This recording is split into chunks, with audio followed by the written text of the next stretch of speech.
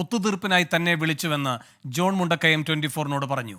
സമകാലിക മലയാളം വാരികയിലെ സോളാർ ഇരുണ്ടപ്പോൾ എന്ന ലേഖനത്തിന് പിന്നാലെയാണ് ജോൺ മുണ്ടക്കയത്തിന്റെ വെളിപ്പെടുത്തൽ. ഒത്തുതീർപ്പിനായി CPIM നേതാക്കൾ ക്ലിഫ് ഹൗസിൽ എത്തിയെന്നും ജോൺ മുണ്ടക്കയം 24-നോട് പറഞ്ഞു. ഞാൻ ചോദിച്ചത് ബ്രിട്ടാസിന്റെ അഭിപ്രായമാണോ അതോ മോളിൽ നിന്നുള്ള തീരുമാനമാണോ എന്ന് ചോദിച്ചത് മോളിൽ നിന്നുള്ള തീരുമാനമാണോ എന്നോട് പറഞ്ഞു. അപ്പൊ ഉമ്മൻചാണ്ടി എന്നോട് അന്നേരം പറഞ്ഞത് കുഞ്ഞാലിക്കുട്ടി ഒന്ന് വിളിച്ച് പറയാമോ സംസാരിക്കാമോ എന്ന് ചോദിച്ചു. അപ്പൊ ഞാൻ കുഞ്ഞാലിക്കുട്ടിയെ വിളിച്ച് കാര്യം പറഞ്ഞു, ബ്രിട്ടാസ് ഇങ്ങനെ വിളിച്ചു എന്ന് പറഞ്ഞു. പിന്നെ എന്താ നടന്നതിനെ കുറിച്ച് അന്ന് എനിക്കറിയില്ലായിരുന്നു. ഞാൻ പിന്നീട് അറിഞ്ഞത് ഇവര് വിളിച്ച് സംസാരിച്ചതും മറ്റു കാര്യങ്ങളും ഒക്കെ പിന്നെ തിരുവഞ്ചൂരൊക്കെ എന്നോട് പറഞ്ഞിരുന്നു. അന്നേരം ഞാൻ ഇത്ര ചെയ്തുള്ളൂ. ഞാനത് ഉമ്മൻചാണ്ടി പറഞ്ഞതനുസരിച്ച് കുഞ്ഞാലിക്കുട്ടിയെ വിളിച്ച് സംസാരിച്ചു. ഇങ്ങനെ ഒരു കാര്യം ബ്രിട്ടാസ് ആവശ്യപ്പെട്ടിട്ടുണ്ടെന്ന്. ബാക്കി കാര്യങ്ങൾ എന്താ നടന്നുള്ളത് അവരാ പറയേണ്ടത്. ജോൺ മുണ്ടക്കയത്തിന്റെ വെളിപ്പെടുത്തൽ തള്ളി ജോൺ ബ്രിട്ടാസ് MP. എന്ത് വിട്ടുവീഴ്ച ചെയ്തും സമരം അവസാനിപ്പിക്കണം എന്നാവശ്യപ്പെട്ട് തിരുവഞ്ചൂർ രാധാകൃഷ്ണനാണ് തന്നെ ബന്ധപ്പെട്ടത്. ചെറിയാൻ ഫിലിപ്പിന്റെ ഫോണിലാണ് തന്നെ വിളിച്ചത്. ജോൺ മുണ്ടക്കയവുമായി താൻ ഒരു ചർച്ചയും നടത്തിയിട്ടില്ല എന്നും ജോൺ ബ്രിട്ടാസ് കണ്ണൂരിൽ പറഞ്ഞു. ഞാൻ പറഞ്ഞല്ലോ, ഞാൻ CPM-ന്റെ പ്രതിനിധിയായിട്ട് പോയതാണ്, മാധ്യമപ്രവർത്തകനായിട്ട് പോയതല്ല എന്ന് പറഞ്ഞല്ലോ. ഞാൻ CPM-ന്റെ ഒരു പ്രവർത്തകനാണ്. ഞാനൊരു മാധ്യമപ്രവർത്തകന്റെ റോളിലല്ല. സോളാർ സമരം ഒത്തുതീർപ്പ് ആരോപണത്തിൽ ജോൺ ബ്രിട്ടാസിനെ തള്ളി കോൺഗ്രസ് നേതാവ് തിരുവഞ്ചൂർ രാധാകൃഷ്ണൻ. ചെറിയാൻ ഫിലിപ്പിന്റെ ഫോണിൽ നിന്നും ജോൺ ബ്രിട്ടാസാണ് തന്നെ വിളിച്ചതെന്ന് തിരുവഞ്ചൂർ രാധാകൃഷ്ണൻ.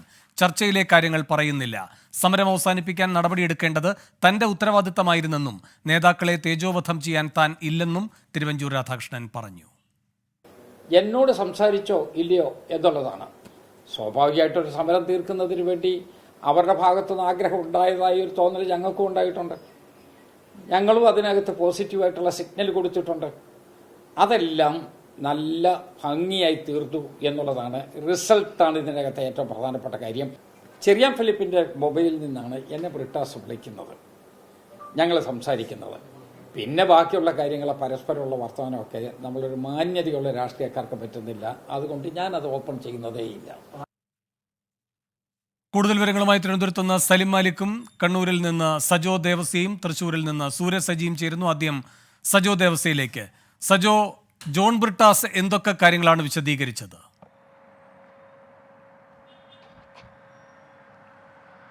വേണു, ഇക്കാര്യത്തിൽ ആര് മുൻകൈ എടുത്തു, ജോൺ മുണ്ടക്കയത്തിന് എന്തെങ്കിലും റോൾ ഉണ്ടോ എന്ന ചോദ്യം മാറ്റി നിർത്തിയാൽ ചർച്ചകളൊക്കെ നടന്നു എന്ന് നേതാക്കളൊക്കെ ഒന്നടങ്കം വിശദീകരിക്കുകയാണ്. അതിൽ ജോൺ ബ്രിട്ടാസ് പറഞ്ഞത് CPIM എന്ന നിലയ്ക്ക്, പാർട്ടി എന്ന നിലയ്ക്കോ നേതാക്കൾ എന്ന നിലയ്ക്കോ എന്തെങ്കിലും ഒരു മുൻകൈ എടുത്തിട്ടില്ല. ഇക്കാര്യത്തിൽ ജോൺ മുണ്ടക്കയുമായി എന്തെങ്കിലും ഒരു ചർച്ച നടത്തിയിട്ടില്ല. തിരുവഞ്ചൂർ ഇങ്ങോട്ട് സമീപിച്ചു, അതായത് ചെറിയാൻ ഫിലിപ്പിന്റെ ഫോണിൽ വിളിച്ചു. അന്ന് കൈരളിയിൽ ചെറിയാൻ ഫിലിപ്പ് പ്രവർത്തിക്കുന്നുണ്ട്, ഒപ്പം ഇടത് പാളയത്തിലായിരുന്നു അദ്ദേഹം.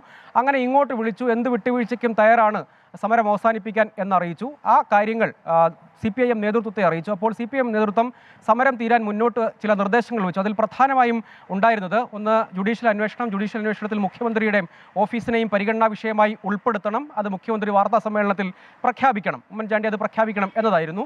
ഈ നിർദ്ദേശങ്ങൾ തിരുവഞ്ചൂരിനെ നേരിൽ കണ്ടു. അതിനുശേഷം തിരുവഞ്ചൂർ ആവശ്യപ്പെട്ടതനുസരിച്ച് നേരിൽ കണ്ടു. അതിനുശേഷം തിരുവഞ്ചൂരിനും PK കുഞ്ഞാലിക്കുട്ടിക്കും ഒപ്പം ഉമ്മൻചാണ്ടിയെയും കണ്ടു. അങ്ങനെ അവിടെ വെച്ച് ധാരണയുണ്ടായി. ആ കാര്യം CPIM നേതൃത്വത്തെ അറിയിച്ചു. ഇത്രയും കാര്യങ്ങൾ സംഭവിച്ചിട്ടുണ്ട്. അതല്ലാതെ CPIM നേതൃത്വം മുൻകൈ എടുത്തിട്ടില്ല, ഇടനിലനിൽക്കാൻ ആരും ആവശ്യപ്പെട്ടിട്ടില്ല. തിരുവഞ്ചൂർ ഇങ്ങോട്ട് വിളിച്ചു, ആ കാര്യങ്ങൾ CPIM നേതൃത്വത്തിന് ശ്രദ്ധയിൽപ്പെടുത്തി. അങ്ങനെ വരുമ്പോൾ സമരത്തിനൊരു ലക്ഷ്യമുണ്ട്, ആ കാര്യങ്ങൾ നേതൃത്വം അറിയിച്ചു. അത് പാർട്ടിയുടെ അറിവോടുകൂടി തന്നെ അന്നത്തെ മുഖ്യമന്ത്രിയുമായും തിരുവഞ്ചൂരുമായും സംസാരിക്കുകയാണ് ചെയ്തത് എന്നതാണ്. മറ്റൊന്ന്, ഈ സമരത്തിന്റെ മുദ്രാവാക്യം എന്നത് മുഖ്യമന്ത്രി രാജിവെക്കുക എന്നതായിരുന്നു. മറ്റൊന്ന്, ജുഡീഷ്യൽ അന്വേഷണത്തിന് തയ്യാറാണെന്ന് അതിന് മുൻപേ പറഞ്ഞിരുന്നില്ലേ എന്ന ചോദ്യമാണ്. പക്ഷേ അതിന് ബ്രിട്ടാസ് നിരത്തുന്ന മറുപടി അതിനുശേഷം ചേർന്ന, അതായത് സമരം പിൻവലിച്ചതിന് തൊട്ട് പിന്നാലെ ചേർന്ന ക്യാബിനറ്റ് യോഗമാണ് മുഖ്യമന്ത്രിയുടെ ഓഫീസിനെ അടക്കം ഉൾപ്പെടുത്തിക്കൊണ്ട് ജുഡീഷ്യൽ അന്വേഷണമാകാം എന്ന തീരുമാനം എടുത്തത്. ബാക്കിയുള്ളതൊക്കെ ചരിത്രമാണ്. എന്ത് തരത്തിലാണ് അത് ഘടകകക്ഷി നേതാക്കൾ അറിഞ്ഞിരുന്നോ, എല്ലാ തരത്തിലും ചർച്ച നടന്നിരുന്നോ എന്നതൊക്കെ പാർട്ടി നേതൃത്വവും ഘടകകക്ഷി നേതൃത്വവും ഒക്കെയാണ് വിശദീകരിക്കേണ്ടത് എന്ന് അദ്ദേഹം പറയുന്നു. അതേസമയം ജോൺ മുണ്ടക്കയത്തിന്റെ വാദങ്ങളെ പൂർണ്ണമായും തള്ളുന്നു. CPIM ഒരു മുൻകൈയും എടുത്തിട്ടില്ല. സർക്കാരിന്റെ പ്രതിനിധി എന്ന നിലയ്ക്ക് അന്നത്തെ ആഭ്യന്തരമന്ത്രിയായിരുന്ന തിരുവഞ്ചൂർ രാധാകൃഷ്ണൻ വിളിച്ചതിന്റെ അടിസ്ഥാനത്തിൽ സംസാരങ്ങൾ നടന്നിട്ടുണ്ട്. ബാക്കി കാര്യങ്ങൾ അറിയുകയും ചെയ്യാം. ഒപ്പം അതിനുശേഷം അതിനുശേഷം ആ ഗവൺമെന്റ് തന്നെ താഴെ പോകാൻ അത് കാരണമായി. അങ്ങനെ വരുമ്പോൾ ആ സമരം വിജയമാണ്. മറ്റൊന്ന് ആ സമരം നടത്തുന്ന ആളുകൾക്ക് സ്വാഭാവികമായി അവർ മുന്നോട്ട് വയ്ക്കുന്ന ആവശ്യങ്ങൾ അംഗീകരിക്കപ്പെടുകയും ചെയ്യുന്നു. അത്തരമൊരു ചർച്ചയാണ് നടന്നത്. അതല്ലാതെ ഒരു ഇടനില ഇക്കാര്യത്തിൽ വഹിച്ചിട്ടില്ല. ജോൺ മുണ്ടക്കയുമായി ഒരു ചർച്ച നടത്തിയിട്ടില്ല. പാർട്ടി എന്ന നിലയ്ക്ക് സമരം അവസാനിപ്പിക്കാൻ ആരും തന്നെ അത്തരമൊരു ചർച്ചയ്ക്ക് ചുമതലപ്പെടുത്തിയിട്ടുമില്ല. പകരം ഈ നിലയ്ക്കാണ് പ്രവർത്തിച്ചത് എന്നാണ് അദ്ദേഹം വിശദീകരിക്കാൻ ശ്രമിക്കുന്നത്. ജോൺ മുണ്ടക്കയത്തെ അദ്ദേഹം തള്ളുന്നു. പകരം ഇങ്ങനെ ഒരു ചർച്ച നടന്നിട്ടുണ്ട്. അതിന്റെ കാരണങ്ങൾ എന്തൊക്കെയാണ്, അതെങ്ങനെയാണ് വന്നത്, അവിടെ നിന്ന് സർക്കാർ തലത്തിൽ മുൻകൈയെടുത്ത് വന്നതുകൊണ്ട് ചർച്ച നടന്നു എന്നാണ് അദ്ദേഹം വിശദീകരിക്കാൻ ശ്രമിക്കുന്നത്. ശരി, തിരുവഞ്ചൂരിന്റെ പ്രതികരണത്തിന്റെ വിശദാംശങ്ങളുമായി സൂരജ് സജിയും തൃശ്ശൂരിൽ നിന്ന് ചേരുന്നു. സൂരജ്, ബ്രിട്ടാസ് പറയുകയായിരുന്നു തിരുവഞ്ചൂർ ഇങ്ങോട്ടാണ് വിളിച്ചത് എന്ന്. ആ കാര്യത്തിൽ സൂരജ് അടക്കം ആവർത്തിച്ച് വ്യക്തത തേടുന്നുണ്ടായിരുന്നല്ലോ തിരുവഞ്ചൂരിൽ നിന്ന്. എന്താണ് തിരുവഞ്ചൂർ പറഞ്ഞത്? തീർച്ചയായും വേണു, ഈ വിഷയത്തിൽ ആവർത്തിച്ച് ചോദിക്കുമ്പോഴും തിരുവഞ്ചൂർ പറയുന്നത് ചെറിയാൻ ഫിലിപ്പിന്റെ ഫോണിൽ നിന്ന് ജോൺ ബ്രിട്ടാസ് ആണ് ആദ്യം ഇങ്ങോട്ട് വിളിക്കുന്നത് എന്നുള്ളത് തന്നെയാണ് ആവർത്തിച്ച് അദ്ദേഹം വ്യക്തമാക്കുന്നത്. അതിന് അദ്ദേഹം പറയുന്നുണ്ട്, കാരണം ആദ്യമേ തന്നെ ജുഡീഷ്യൽ അന്വേഷണമാകാം എന്നൊരു നിലപാട് മുന്നോട്ട് വെച്ചത് സർക്കാരായിരുന്നു. പക്ഷേ അത് അംഗീകരിക്കാതെയായിരുന്നു അന്നത്തെ പ്രതിപക്ഷത്തുണ്ടായിരുന്ന LDF ഈ സമരവുമായി മുന്നോട്ട് പോയത്. അതോടൊപ്പം തന്നെ ഈ അനുനയ ചർച്ചയ്ക്ക് മുൻകൈ എടുത്തത് LDF ആണ് എന്നതിന് അദ്ദേഹം ചൂണ്ടിക്കാണിക്കുന്ന പ്രധാന വസ്തുതകൾ ഇത്തരത്തിലാണ്. അതായത് ഈ പല സംസ്ഥാനത്തിന്റെ വിവിധ ഭാഗങ്ങളിൽ നിന്ന് പ്രവർത്തകരെ എത്തിച്ചുകൊണ്ട് ഇത്തരം ഒരു സമരത്തിലേക്ക് പോയപ്പോൾ അവർക്ക് വേണ്ട ഈ കാര്യങ്ങൾ ഒരുക്കുന്നതിന്, അടിസ്ഥാന സൗകര്യങ്ങൾ ഒരുക്കുന്നതിന് വേണ്ടിയുള്ള ഒരു തയ്യാറെടുപ്പുകൾ പോലും സർക്കാരിന്റെ ഭാഗത്തു നിന്നുണ്ടായിരുന്നില്ല. അങ്ങനെ ഇവർക്ക് വേണ്ട അടിസ്ഥാന സൗകര്യങ്ങൾ പോലും ഒരുക്കാതെയായിരുന്നു ആ സമരം മുന്നോട്ട് പോയത്.